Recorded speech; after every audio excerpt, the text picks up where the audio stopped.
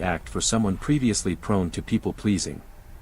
The heat of their disapproval is merely the sign that you have successfully shifted out of a read the criticism not as condemnation, but as confirmation of your progress. 10. The enduring necessity of self-forgiveness. To navigate this landscape of projection and hostility, you must cultivate radical self-forgiveness. The fear of being targeted by others often stems from an unconscious belief that we deserve the criticism because our own shadow is real. You must forgive yourself for your own shadow.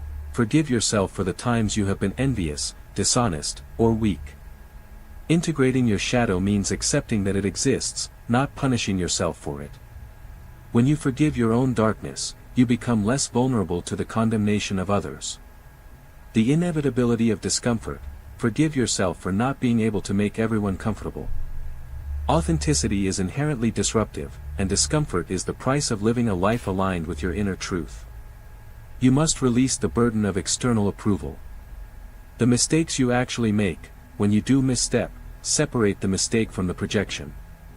Take accountability for your actual error, which is simply a human event, without absorbing the hostility and labels of the projector, which are their psychological baggage. This level of self-acceptance realize background noise. The silent revolution of living truthfully is the only battle that ever truly matters, and it is fought entirely within the self. The hostility you face merely confirms you are on the right path, a path toward wholeness that threatens all who prefer to remain hidden. 11. The calculus of resonance. Why certain people target you.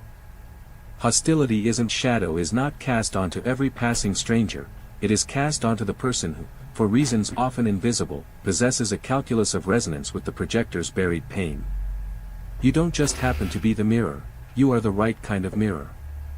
The trait trigger match. The most intense hostility arises when a person's disowned trait finds an almost perfect echo in your lived reality. Desire for creative expression due to successful CEO, they will despise a friend who effortlessly doodles.